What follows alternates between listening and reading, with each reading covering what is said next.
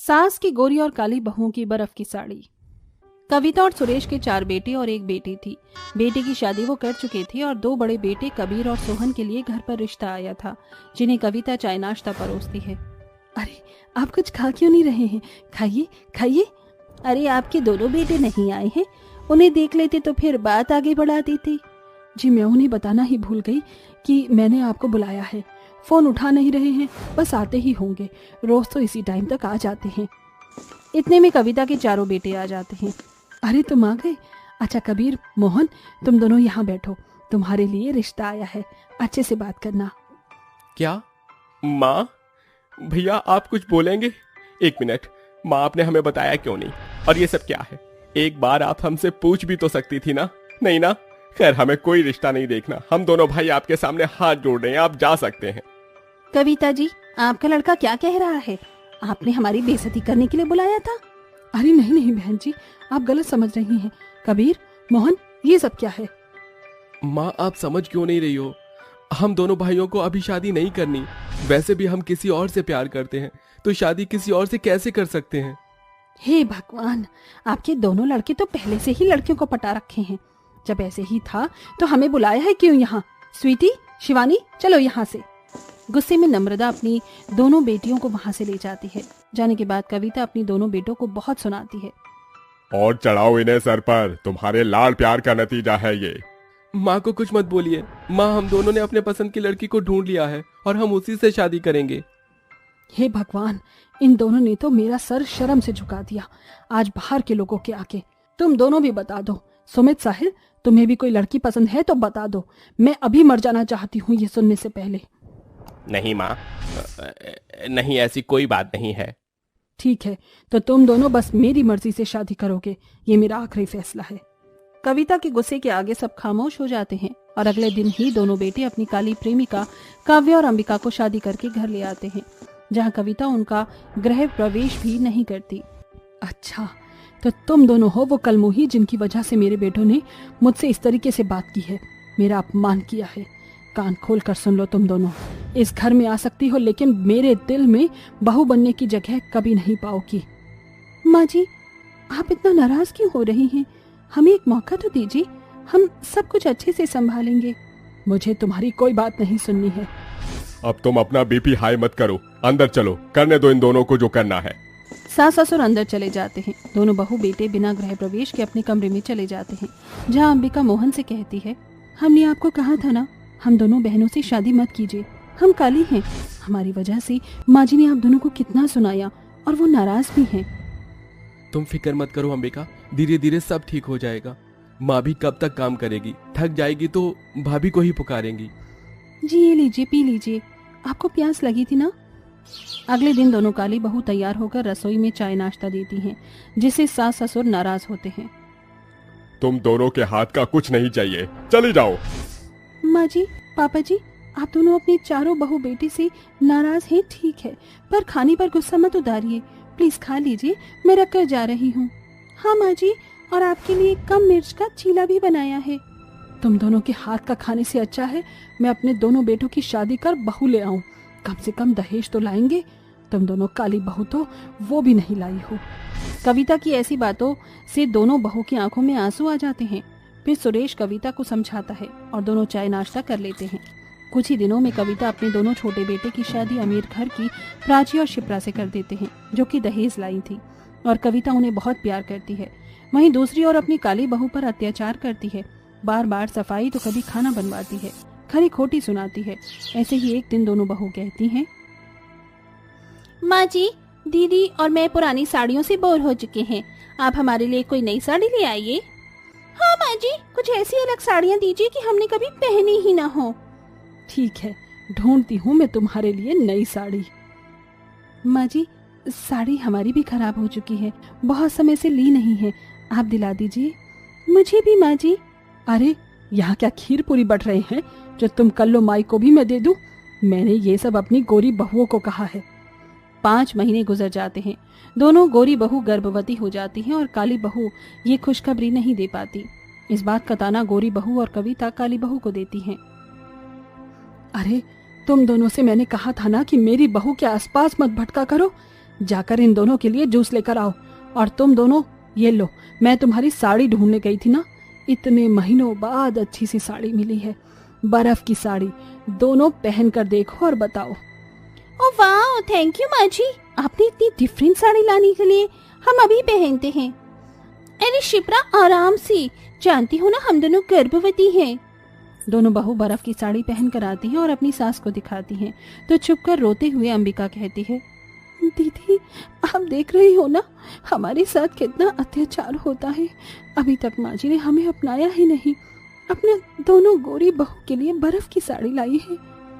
हाँ देख रही हूँ, पर कोई बात नहीं, वो दोनों गर्भवती हैं और हमसे छोटी भी तो हैं। सही कहा आपने। सुबह से शाम तक दोनों गोरी बहू बर्फ की साड़ी पहनकर घूमती हैं, जिससे उन्हें ठंड लग जाती है और वो कांपने लगती हैं। हाँ, अपने आप ये साड़ी पहनकर तो मुझे बहुत ठंड लग रही है। हाँ दीदी, मेरे तो दांत किटकिट हो रहे हैं, मुझे बहुत ठंड लग रही है, कहीं हमारे बच्चे को तो कुछ नहीं हो जाएगा। हे भगवान, तुम दोनों तो कांप रही हो, ये क्या हाल बना लिया है। अंबिका तुम जाकर 2 गर्म कंबल लेकर आओ, मैं सूप बनाती हूँ। फिर अंबिका अपनी दोनों देवरानियों को गर्म कंबल उड़ा देती है और काव्या सूप बनाकर अपने हाथ से पिलाती है। तुम दोनों का तो माथा भी तप रहा है, बुखार काफी ज्यादा है, ठंडे पानी की पट्टी रख देती हूँ, पहले दोनों साड़ी चेंज कर लो। जी जेठानी जी। दोनों अपनी बर्फ की साड़ी बदल लेती हैं और दोनों जेठानी अपनी देवरानी के माथे पर पट्टी रखती हैं। तभी कविता उन दोनों को ऐसे देखकर उनके हाथ से पट्टी लेकर फेंक देती है और दोनों बहू को धक्के मारकर कमरे से बाहर निकाल देती है। तुम दोनों की हिम्मत कैसे हुई मेरी गर्भवती बहू के पास आने की। कहीं तुम दोनों की काली परछाई उन दोनों पर पड़ गई तो वो भी तुम्हारी तरह काली हो जाएंगी। माँ जी आपको जितना डांटना है डांट लीजिए, उन दोनों की फिलहाल तबीयत ज्यादा खराब है, तेज बुखार है, हमें उनकी मदद करने दीजिए। हाँ माँ जी, बात को समझने की कोशिश कीजिए, बच्चों पर भी खतरा हो सकता है। तभी धीरे धीरे उठकर शिप्रा आती है। माँ जी आप क्या कर रही हैं? हम दोनों की इतनी तबीयत खराब है, फिर भी दोनों जेठानी ने हमारी मदद की, जबकि हमने और आपने दोनों को कितना सुनाया है और आप ऐसा बर्ताव कर रही हैं। मुझे डर लग रहा है। काव्या जेठानी जी, अस्पताल ले चलिए मुझे। तभी दोनों जेठानी और देवरानियों को कार में बिठाकर वो अस्पताल ले जाती है, जहां घर के बाकी लोग भी आ जाते हैं और डॉक्टर बताता है कि उन्हें निमोनिया की शिकायत हो चुकी है। कुछ देर बाद दोनों ठीक ठाक घर आ जाती हैं और काली बहू उनका बहुत ख्याल रखती हैं। ठीक होते ही देवरानियां कहती हैं, दीदी आप दोनों हमें माफ कर दीजिए, हमने आपको सच में बहुत भला बुरा कहा, फिर भी आपने हमारी मदद की, अस्पताल ले गई। शुक्रिया जेठानी जी, और अब हमें समझ आ गया है कि रंग रूप में कुछ नहीं रखा, इंसान का दिल आप जैसा अनमोल होना चाहिए। शिप्रा बहू, प्राची बहू, तुम दोनों सही कह रही थी। मैंने अपनी दोनों बड़ी बहू के साथ बहुत बुरा व्यवहार किया है, जबकि इन दोनों ने तो घर संभाला है। मुझे भी माफ कर दो बहुओं, आज के बाद ऐसा कुछ नहीं होगा। और हाँ, तुम दोनों को भी मैं बर्फ की साड़ी दूंगी, बस ज्यादा देर मत पहनना। इसका मतलब माँ जी अब आप हमसे नाराज नहीं हैं? नाराज तो तुम लोगों को मुझसे होना चाहिए, अब सब ठीक हो चुका है। जी माँ जी। इस तरह कविता अपनी दोनों काली बहू को अपना लेती है, उनका गृह प्रवेश करती है। वो दोनों भी कुछ देर के लिए बर्फ की साड़ी पहनती है और इस तरह सब खुशी खुशी रहने लगते हैं। सुजाता एक पंडित से बात करते हुए उससे कहती है, अब पंडित जी देखो, मेरे बेटे के लिए अच्छी और सुंदर लड़की ही ढूंढना, और संस्कारी तो बिल्कुल होनी चाहिए, ताकि वो हमारे घर की परेशानियों को और घर को समझ कर चले। अरे बहना, रिश्ता और लड़की तो मैं ढूंढ दूंगा, लेकिन एक बात बताओ, तुम्हारे घर में केवल एक ही कमरा है, इस कमरे में अब तुम्हारी बहू रहेगी या फिर तुम दोनों मियाँ बीबी? अरे पंडित जी, आप रिश्ते की बात आगे बढ़ाओ, मैं एक कमरा और बनवा दूंगी। सुजाता के ऐसा कहने पर पंडित रिश्ता ढूंढने के लिए हाँ कर देता है, जिसके बाद वो वहाँ से चला जाता है और सुजाता अपने घर के काम करने लगती है। तभी वहाँ मुकेश आता है और सुजाता को देखकर अजीब सा मुंह बना लेता है और अपने मुंह में बड़बड़ाते हुए कहता है, मेरी तो जिंदगी ही खराब हो गई इस काली कलूटी से शादी करके। पता नहीं क्या सोचकर मेरी माँ ने मेरी शादी इस कल्लू मैया से करवा दी। ये सब सुजाता सुन लेती है, जिसके चलते सुजाता को बहुत बुरा लगता है। लेकिन तभी उसका बेटा उसके पास आकर कहता है, माँ आप पिताजी की बातों को ज्यादा सीरियस मत लेना, उनका तो ये हमेशा का ही है, तुम तो उनकी आदत को जानती ही हो। चलो आओ, कुछ नाश्ता बनाकर खिला दो, मुझे ऑफिस भी जाना है। अरविंद के कहने पर सुजाता उसे नाश्ता बनाकर दे देती है, जिसके बाद अरविंद नाश्ता करके अपने ऑफिस निकल जाता है। ऐसे ही सुजाता अपने पति की ये बदसलूकी बर्दाश्त करती रहती है और कभी अपने पति से कोई शिकायत नहीं करती। वहीं कुछ ही दिनों बाद पंडित उसके बेटे अरविंद के लिए एक बहुत सुंदर और सुशील लड़की का रिश्ता ले आता है, जो रंग रूप से भी सुंदर और गोरी होती है और संस्कारी भी होती है। लड़की देखने के बाद सुजाता रिश्ते की बात को पक्की कर देती है। चलो अच्छी बात है कि मेरे आने वाली बहू बहुत सुंदर और गोरी है। कम से कम मेरे बेटे को अपनी पत्नी तो पसंद आएगी, वरना मेरा पति तो आज तक मुझसे प्यार कर ही नहीं पाया। सुजाता के पति ने कभी उससे प्यार ही नहीं किया था। वो तो सिर्फ अपने माता पिता को पोता देने के लिए सुजाता से रिश्ता रख पाया। वहीं हर रोज मुकेश टहलने के लिए अपने घर के पास वाले एक पार्क में जाया करता था, जहां वो सुंदर सुंदर वॉक करने वाली लेडीज को देखा करता था और इसी से वो अपने दिल को थोड़ी तसल्ली दे दिया करता था। एक दिन पार्क में कई सारी सुंदर औरतें वॉक करते हुए जा रही होती हैं। काश मेरी पत्नी भी इतनी सुंदर और गोरी होती, लेकिन मेरी बदकिस्मती जो मेरी पत्नी इतनी काली कलूटी है। मन तो करता है इसको छोड़कर कहीं दूर भाग जाऊं, लेकिन क्या करूं, अब मेरा बेटा भी तो है। मुकेश का बेटा अरविंद उसकी मजबूरी थी, जिसके चलते वो कभी भी सुजाता को छोड़ नहीं पाया था। वहीं अब अरविंद की शादी बहुत सुंदर लड़की से हो जाती है, जिसका नाम पंक्ति होता है। पंक्ति शादी के बाद एक कमरे के ससुराल में एडजस्ट हो ही नहीं पाती, लेकिन वो अपनी पूरी कोशिश करती है। जब से मेरी शादी हुई है तब से अरविंद जी मेरे करीब तक नहीं आए, लेकिन कोई बात नहीं, माँ जी ने कहा था कि वो बहुत जल्द मेरा कमरा बनवा देंगे, तब तक मुझे थोड़ी सी एडजस्टमेंट कर लेनी चाहिए। पंक्ति सुजाता को बहुत समझाती थी और सुजाता भी पंक्ति को बहुत समझती थी। दोनों सास बहू एक दूसरे के साथ अच्छे से रह रही होती हैं कि एक दिन अचानक से मुकेश को इस पार्क में 4 औरतें जाकर घेर लेती हैं। वो बहुत सुंदर और गोरी होती हैं। हेलो हैंडसम, कितने सुंदर लग रहे हो, यहाँ पार्क में अकेले बैठे हो, कोई साथ नहीं आया तुम्हारे? इतने खूबसूरत नौजवान आदमी को देखते ही मेरा दिल तो फिसल गया। तुम क्या करते हो? रोजाना मैं तुम्हें देखती हूँ, तुम इस पार्क में आकर बैठे रहते हो। क्या करूं, घर पर बीवी की शक्ल देखने का मन नहीं करता तो पार्क में आकर बैठ जाता हूँ, लेकिन तुम चारों मुझसे ये सब क्यों पूछ रही हो? क्योंकि तुम पर हमारा दिल आ गया है। बोलो अब हम लोग क्या करें? तुम कहो तो पूरी उम्र तुम्हारे साथ तुम्हारा हाथ पकड़ कर चले, और अगर तुम कहो तो हम चारों यहाँ से चले जाते हैं। अरे नहीं नहीं, कहीं जाने की जरूरत नहीं है। पहली बार जिंदगी में थोड़ा सा सुकून मिला है। तुम चारों बहुत सुंदर हो, काश तुम्हारी तरह सुंदर मेरी पत्नी होती, लेकिन अफसोस मेरी शादी ही इतनी काली लड़की से हुई थी कि मुझे अब पूरी जिंदगी समझौता करते चलना पड़ रहा है।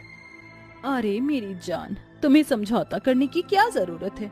देखो हम चारों तुम्हारे लिए ही तो बनी है। हम चारों तुमसे बराबर का प्यार करती हैं। एक काम करो, तुम हमसे शादी कर लो। मुकेश ये सुनते ही हैरानी से कहता है। क्या कहा तुमने कि मैं तुम चारों से शादी कर लूं? यानी कि एक के साथ 3 मुफ्त? एक मेरी काली पत्नी जिनकी शक्ल में देखना भी नहीं चाहता, और एक तुम चारों जिन्हें जितनी बार देखो उतना कम है ऐसा लगता है। क्या सच में तुम चारों मुझसे शादी करना चाहती हो, वो भी इस उम्र में? वो चारों मुकेश को हाँ कर देती हैं, जिसके चलते मुकेश के मन में लड्डू फूटने लगते हैं। मुकेश अपनी जवानी को दोबारा से जीने के लिए उन चारों से शादी कर लेता है और शादी करके उन्हें अपने एक कमरे में ले आता है, जहाँ उसकी बहू और उसकी काली पत्नी उसे देखकर हैरान ही हो जाती हैं। अजी ये सब क्या है? ये चारों औरतें कौन है? और आप एक शादीशुदा होने के बाद भी 4 औरतों के साथ इस तरह चिपक के पड़े हो? बाबूजी, क्या आप हमें समझाएंगे ये सब क्या हो रहा है? इन चारों से मैं बहुत प्यार करता हूँ और ये चारों मेरी पत्नी है। आज ही मैंने इन चारों से शादी की है। आज से ये चारों मेरे साथ इस कमरे में रहेंगी और तुम दोनों सास बहू बाहर निकल जाओ, और आज से तुम दोनों सास बहू इस कमरे से बाहर सोगी। मुकेश का अचानक से व्यवहार ही बदल जाता है। वो ना तो अपनी बहू की सुनता और ना ही अपने बेटे की। दूसरी तरफ उसे अपनी पत्नी तो पहले से ही पसंद नहीं थी। अब वो अपने कमरे में अपनी चारों पत्नियों के साथ खुशी से रह रहा होता है। वहीं दूसरी तरफ उसकी वो चारों पत्नियां बहुत ज्यादा खर्चीली और अमीरों वाले शौक रखने वाली थी। इसी के चलते मुकेश के दिन प्रतिदिन बहुत पैसे खर्चे हो रहे थे। एक दिन वो चारों मुकेश से कहती हैं, आज हमें शॉपिंग करवा दो, बहुत समय हो गया है, कुछ अच्छा सा नहीं खरीदा। हाँ, मुझे एक प्यारी सी ड्रेस भी चाहिए, एक पार्टी में जाना है मुझे। देखो फिलहाल मेरे बहुत ज्यादा पैसे खर्च हो गए हैं और तुमने 2 दिन पहले ही तो इतना कुछ खरीदा था और फिर से तुम्हें शॉपिंग करनी है। देखो इतना पैसा खर्च करना ठीक नहीं है। मुकेश के मना करने पर उन चारों का मुंह बन जाता है, जिसके बाद वो चारों एक साथ मुंह फुलाकर बैठ जाती हैं। मुकेश उन्हें मनाने की बहुत कोशिश करता है, लेकिन फिर भी वो चारों मुकेश की एक नहीं सुनती। वहीं अब वह चारों घर में चोरी करने का प्लान बना रही होती हैं। काफी ऐश उड़ा ली इस घर में, अब हमें यहाँ से अपने काम को अंजाम देकर चले जाना चाहिए। सही कहा, आज रात सारा पैसा चुरा कर इस घर को छोड़कर चले जाएंगे। इसी तरह तो हम अपने शौकों को पूरा करते हैं। समझ गई ना तुम सब, क्या और कैसे करना है? उन चारों का ये प्लान पंक्ति और सुजाता सुन लेती हैं। इसका मतलब हमारे एक कमरे के ससुराल में आने के बाद ये चारों बहुत सफाई से चोरी भी करेंगे। आज रात मैं इन चारों का पर्दाफाश करके ही रहूंगी अपने पति के सामने। पंक्ति अपनी सास का पूरा सपोर्ट देती है और अपनी सास की चारों सौतन को घर से निकालने की पूरी तैयारी भी कर लेती है। रात को जैसे ही वो चारों कमरे में चोरी करने के लिए जाती हैं, पंक्ति और सुजाता उन्हें रंगे हाथ पकड़ लेती हैं, जिसके चलते वह उनकी सच्चाई मुकेश के सामने ले आती हैं। सच अपने सामने देख मुकेश को अपनी गलती का एहसास होता है और वो तुरंत पुलिस को फोन करके उन चारों को गिरफ्तार करवा देता है, जिसके बाद मुकेश अपनी पत्नी सुजाता से माफी मांगता है। मुझे माफ कर दो सुजाता, मैंने तुम्हारे साथ बहुत गलत किया। मुझे ऐसा नहीं करना चाहिए था। तुम हमेशा से मेरे साथ रही और मुझे खुश रखने की कोशिश की, लेकिन तुम्हारे रंग रूप की वजह से मैंने तुम्हें इतने सालों तक खुद से इतना दूर रखा। लेकिन अब ऐसा नहीं होगा। आज से मैं तुम्हारे लिए वो सब करूंगा जो तुम चाहती थी। मुकेश ऐसा कहकर सुजाता को गले से लगा लेता है। उसके बाद मुकेश अपनी बहू और अपने बेटे के लिए एक नया कमरा बनाता है और उस कमरे में वो अपनी पत्नी सुजाता के साथ खुशी खुशी रहने लगता है।